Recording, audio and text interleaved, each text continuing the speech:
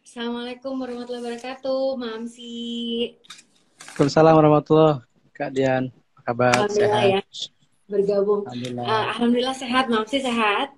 Alhamdulillah sehat selalu. Alhamdulillah ya teman-teman, Biasa. hari ini kita bisa ketemu lagi ya di Meet the Expert. Kita hari ini insya Allah ada Mang Amsi expertnya akan bahas tentang saham syariah. Sebelumnya Bismillahirrahmanirrahim, semoga Allah memudahkan kita untuk mendapatkan ilmu ya dari Mang Amsi, praktisi saham syariah, dan kita bisa tercerahkan dengan ilmunya beliau insya Allah ya teman-teman ya. Eh, Amin. Sebelumnya mungkin Mang Amsi mau perkenalkan diri dulu atau gimana ya? Atau udah pernah kenal ya? Oke, terima kasih Kak Dian. Kalau di sini mungkin saya baru ya di channel perbankan syariah.id ini. Jadi teman-teman terima kasih sudah berkenan hadir di malam hari ini. Kenalkan saya Mang Amsi ya dari Syariah Saham. Saya sebenarnya bukan expert sih Kak, gitu karena saya nggak pernah ke Australia gitu ya. Kalau pernah ke Australia ada expert, ada ex Canberra, ada ex Melbourne gitu, ex Oh, Sydney juga. itu Saya expat ya. benar-benar pembelajar Beda lah, ya expat sama pembelajar. expert ya. Iya, pembelajar saja, berbagi pengalaman dan pengamalan mungkin itu yang lebih lebih lebih tepatnya ya. Gitu mungkin Kak. Oke. Iya, Masya Allah ya. Insya Allah hari ini kita bakal tanya-tanya nih seputar saham syariah. Kemarin juga ada DM yang masuk nanya tentang saham syariah itu kayak gimana sih. Dan sebenarnya suka ada nanya juga, kakak tuh investasi di saham syariah nggak sih? Penasaran mungkin daripada aku yang ngomong gitu ya. Ini kan pas ada expertnya, ada Bang Hamsi. Jadi teman-teman bebas bertanya tentang saham syariah. Dan insya Allah di sini kita juga mengambil fatwa dari DSN MUI atau Majelis Ulama Indonesia. Sebelumnya mungkin untuk yang pertama nih, pengen nanya dulu nih ke Mang Hamsi untuk yang mungkin banyak teman-teman yang belum paham saham syariah itu apa sih dan gimana sih Islam itu memandang saham syariah ini. Mungkin bisa dijelaskan bagaimana uh, dari Islam itu sendiri, apakah benar-benar membolehkan semua jenis saham kah, atau ada saham-saham tertentu yang harus yang bisa masuk ke syariah atau gimana Mam sih? Mungkin bisa dibantu jelaskan. Oke, terima kasih Kak pertanyaannya. Ini saya cek dulu suara saya jelas ya Kak ya. Alhamdulillah Karena jelas. di sini baru selesai hujan, takutnya terganggu gitu suaranya. Jadi kalau ditanya ya apa itu saham syariah begitu. Jadi kita bisa kembalikan ke dua kata itu gitu ya, saham dan syariah gitu ya. Kalau saham seperti kita tahu pada umumnya ya saham itu aslinya sih saham itu sendiri kata kata sahamnya berasal dari bahasa Arab ya. Saham itu bisa diartikan sebagai andil, kontribusi, bagi hasil, bagian, pokoknya sesuatu yang ada bagian di situ disebutnya saham. Maka juga ada salah satu akad kerjasama namanya akad musahamah gitu. Ada kontribusi dari masing-masing pemilik modal yang kemudian hasilnya nanti itu dibagi sesuai porsi modal yang ditanamkan. Itu saham itu sendiri adalah bukti kepemilikan di salah satu usaha gitu. Dalam skala kecilnya misalnya saya dengan Kak Dian membuat usaha bakso begitu, modalnya 50 juta, kemudian kita patungan keadian 30, saya 20 juta, maka 30-nya dikonversi menjadi bagian nanti persentase keuntungan ketika misalnya usaha bakso ini menghasilkan keuntungan. Jadi misalnya saya 30/50 berarti sekitar 60%, keadian 60%, saya 40%. Nah nanti kalau misalnya untungnya dari 50 juta itu ada sekitar 2 juta, maka 40%-nya itu nanti milik saya, dan 60%-nya ke Kak Dian gitu, seperti itu. Nah, di level lebih besarnya tinggal diperbanyak modalnya, besaran modalnya, maka jadilah perusahaan yang terbuka kayak misalnya telekomunikasi, kemudian misalnya semen, atau misalnya yang kita pakai sekarang ada misalnya providernya XL, misalnya XL ya, XL Axiata, maka IXCL kodenya. Ada yang pakai Indosat, ini yang telekomunikasi, belum misalnya yang consumer goods ya, ada Unilever dan seterusnya. Nah, itu saham secara umum. Kemudian ada label syariahnya. Apa sih yang menjadikan saham itu dikatakan sebagai saham syariah gitu ya, atau syariah stocks kalau istilah baratnya. Nah, sebenarnya kan di kita ini syariah itu kadang menjadi sesuatu hal yang apa ya, banyak yang katakanlah syariah itu mendefinisikan ya. Nah, kalau di kita syariah ini disederhanakannya sebagai hukum terhadap sesuatu gitu. Misalnya fikihnya seperti apa sih? Ketika disebut saham syariah, maka menurut keumuman pendapat begitu ya, saham syariah adalah saham yang seperti tadi dibicarakan, tapi sesuai dengan prinsip syariah. Nah, itulah yang membedakannya.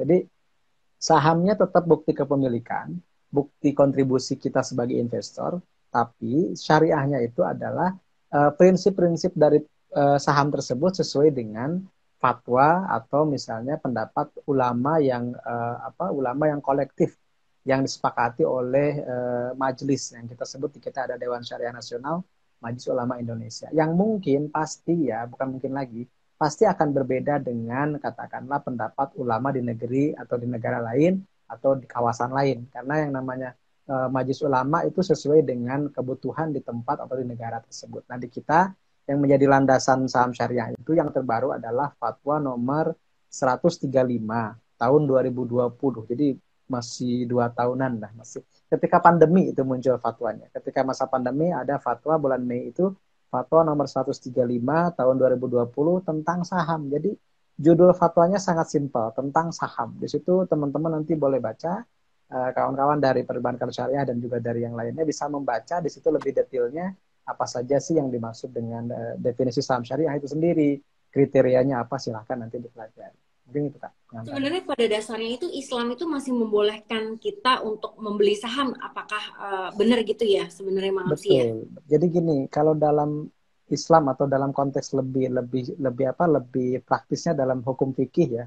Dalam kaidah fikih itu ada yang mengatakan al asru fil asya al ibahah hatta yadulad dalil ala tahrim gitu ya. Segala sesuatu dalam muamalah, al asru fil muamalah, segala sesuatu dalam muamalah hukum asalnya itu boleh.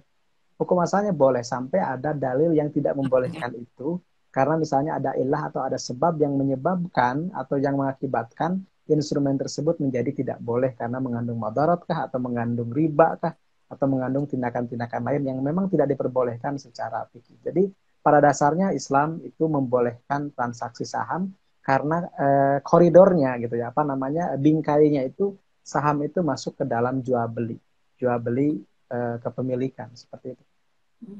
Terus kira-kira bisa dijelasin nggak kira-kira Mang Amsi itu apa sih bedanya saham yang diperbolehkan dalam Islam atau yang biasa disebut dengan saham syariah dengan saham pada umumnya atau kan kalau ada saham syariah sama saham non syariah berarti kan apakah mungkin di saham non syariah itu berarti mengandung riba kah atau gimana, mungkin boleh dijelaskan lebih lanjut gimana sih bedanya saham syariah sama saham konvensional pada umumnya? Oke, pertanyaan menarik Kak. Dan ini sering ditanyakan juga ya kalau bicara tentang saham syariah.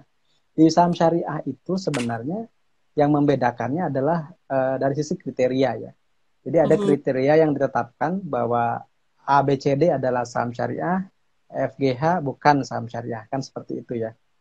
Perbedaannya seperti itu. Tapi di Indonesia itu OJK bersama DSN MUI membagi dulu saham syariah itu sendiri ya. Saham syariah itu sendiri menjadi 2 kategori. Jadi ada saham syariah aktif, ada saham syariah pasif. Apa yang dimaksud dengan saham syariah aktif? Saham syariah aktif itu adalah saham dari emiten atau perusahaan yang sebelum tercatat di Bursa Efek, karena ada mekanismenya di Bursa Efek ya. Sebelum IPO, sebelum initial public offering atau penawaran saham perdana di bursa, itu memang sudah syariah sebelumnya. Jadi emitennya memang sudah syariah. Dan di ADART-nya atau di anggaran dasarnya mereka menyatakan bahwa kami adalah perusahaan berbasis syariah, perusahaan yang ada sesuai dengan prinsip syariah. Salah satu ciri utamanya adalah ada Dewan Pengawas Syariah. Nah, di Indonesia sampai hari ini ya, hari Jumat ini itu ada 493 saham syariah. Ada 493 dari 810 perusahaan. Artinya sudah lebih dari setengahnya itu sudah dinyatakan syariah. Dari 493 itu 5 tergolong saham syariah aktif. Sisanya saham syariah pasif. Yang aktif itu adalah misalnya Bank Syariah Indonesia, Bank BTPN Syariah, Bank Aladin Syariah, Bank Panin Dubai Syariah Bank, satu lagi asuransi jiwa jasa mitra abadi. Itu satu, insuran satu ada yang masuk emiten aktif syariah. Jadi saham aktif syariah. Sebelum di bursa pun mereka sudah perusahaan syariah. Gitu. Nah, sementara sisanya yang 488 mereka tidak declare, mereka tidak menyatakan diri sebagai saham syariah atau emiten syariah. Misalnya PT Telkom yang kita kenal lah ya, yang sangat familiar, ya, Unilever atau misalnya apalagi misalnya Semen Indonesia gitu, atau misalnya Hmm. Matahari Department Store. Ya. Kemudian misalnya S Hardware itu kan mereka tidak menyatakan diri di ADART-nya kami adalah perusahaan syariah. Mereka tidak punya dewan pengawas syariah. Gitu. Tapi mereka dinilai oleh pihak ketiga. Nah, pihak ketiga ini adalah DSN, MUI, dan bersama OJK setiap 6 bulan sekali melakukan review terhadap kriteria yang disepakati di Indonesia. Nah, kalau masuk kriteria saham syariah tersebut, maka dinyatakan sebagai efek syariah dan boleh masuk indeks saham syariah Indonesia atau dijadikan sebagai instrumen dari saham syariah. Seperti itu. Hmm. Berarti dari 493 saham syariah aktif itu kurang lebih berarti ada 5 saham yang aktif di mana perusahaan-perusahaan itu adalah perusahaan-perusahaan yang memang dari awalnya memang perusahaan berbasis Betul. gitu ya. Dan sisanya Iya. adalah. Nah, tapi sebenarnya ada perbedaan nggak sih kita tuh sebenarnya untuk dalam melakukan apa namanya uh, dalam syariahnya tuh ya, apakah kita sama-sama boleh berinvestasi di kedua tempat tersebut saham syariah aktif dan pasif atau sebenarnya ada perbedaannya gitu loh? Oke. Kedua-duanya boleh, Kak. Yang aktif maupun pasif juga boleh. Yang mungkin yang tidak diperbolehkan adalah saham yang non syariah tadi, yang Yang tidak non masuk syariah dua itu apa kata. aja biasanya Mam sih? Yang non Karena syariah biasanya perbankan, perbankan konvensional itu oke. sepakat di Indonesia memang tidak boleh gitu ya, tidak masuk efek syariah. Kemudian saham-saham minuman keras, nah, misalnya Oke. Multi Bintang Indonesia ya, produsen bir bintang, kemudian DLTA Delta Jakarta, produsen angker bir, atau Mm-mm. rokok juga tidak masuk di Indonesia sebagai efek syariah, misalnya HMSP, HM Sampurna, Gudang Garam, kemudian Wismilak, kemudian apa satu lagi saya Indonesian Tobacco gitu, itu tidak masuk misalnya. Kemudian Hmm. juga asuransi konvensional, ya, asuransi Asuransi. konvensional juga tidak masuk. Intinya yang tidak sesuai dengan kriteria syariah, ya. Dan itu mungkin perlu dijelaskan ya, kriteria syariah di kita kan ada screeningnya 3 tahap, Kak. Pertama, Hmm. bisnis screening.